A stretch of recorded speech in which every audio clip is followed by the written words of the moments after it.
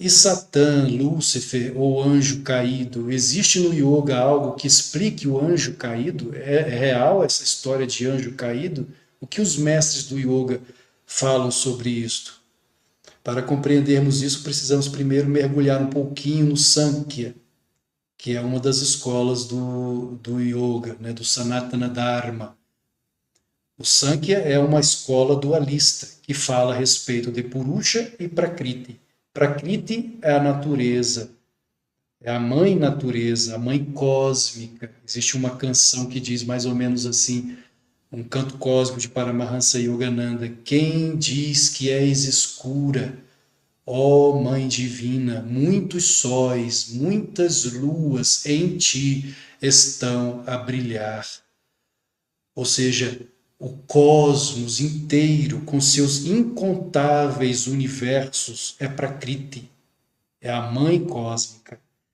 E Purusha é o espírito, é a consciência divina do espírito. Na natureza nós vemos isso, os dois polos na eletricidade. Como a eletricidade funciona? Ela precisa de dois polos, o positivo e o negativo, ou o neutro, né?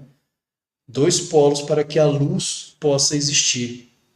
Sempre o universo funciona dessa forma. Dois polos, positivo, negativo, Prakriti, Purusha. Faz parte da natureza cósmica.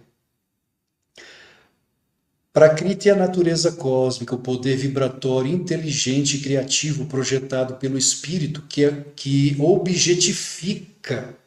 Ele pega o Akasha. O que é o Akasha? O Akasha é a substância universal.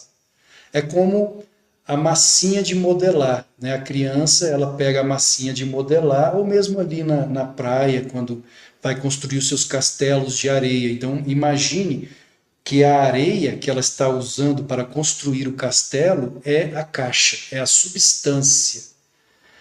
E as mãozinhas da criança, imagine que é o prana, é a energia vital modelando o castelo de areia, ou seja, o universo, com dedos de fadas. É assim que Deus faz, que cria galáxias, cria sistemas solares, cria universos, por meio da substância akasha e por meio da energia vital inteligente que permeia o akasha, permeia o prana. Essa é a energia criadora, a vibração criadora inteligente de Deus, ou Espírito, que objetifica e se torna a manifestação trina. Por isso, Pai, Filho e Espírito Santo, Brahma, Vishnu, Shiva.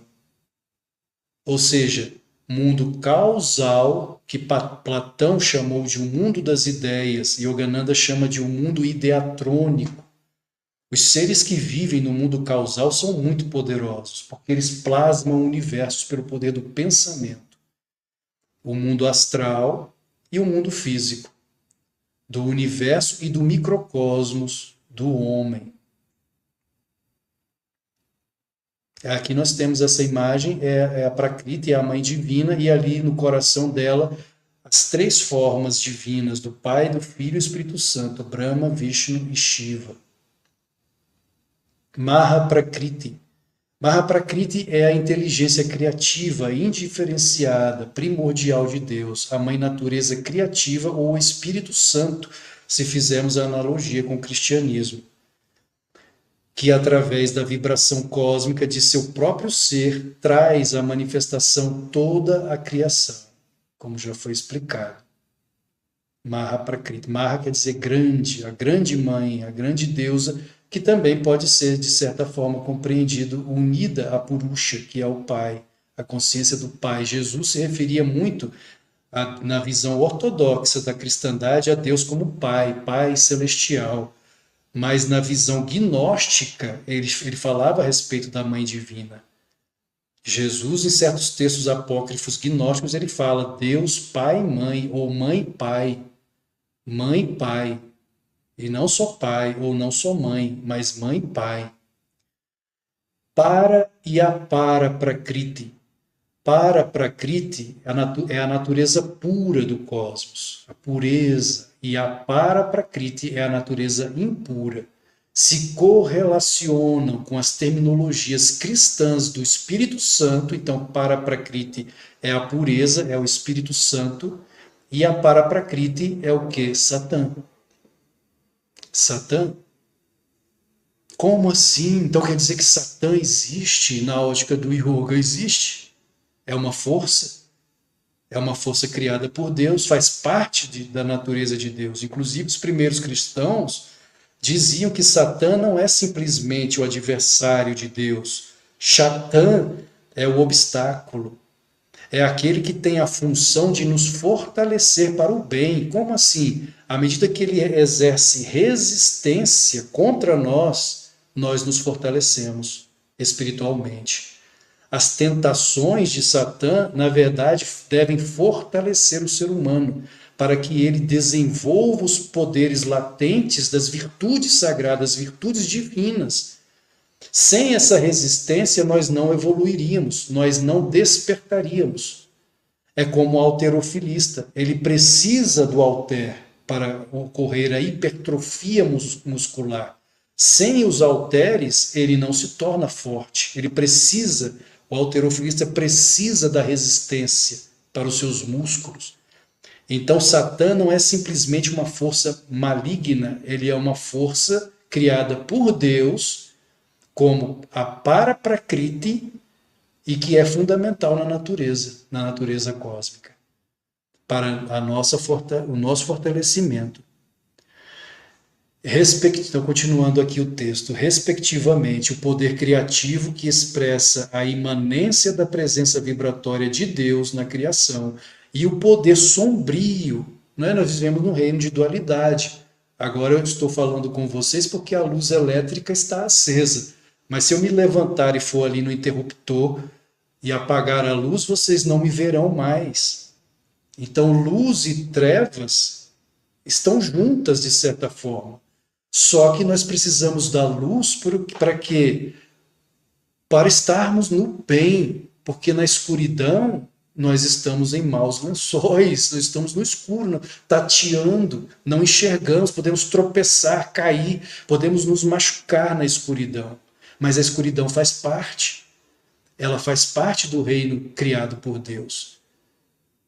A Paraprakriti. E o poder sombrio da ilusão cósmica que obscurece a onipresença divina. Então, sabendo que a escuridão é ruim, porque podemos, se caminharmos na escuridão, vamos certamente cair, vamos escorregar, cair e ter um acidente, então é melhor caminharmos na luz, é melhor caminharmos no bem, é melhor caminharmos o que? No Dharma. Dharma é a lei, é a religiosidade, é a espiritualidade. São as coisas corretas, os yamas e niyamas de Patanjali, ahimsa, asteya, brahmacharya, satya, falar a verdade e assim por diante. O contrário é a escuridão, no qual nos magoamos, nos ferimos. A Paraprakriti, então, é o Satã cósmico. A princípio, ele é impessoal, é uma força impessoal, mas ela se personifica.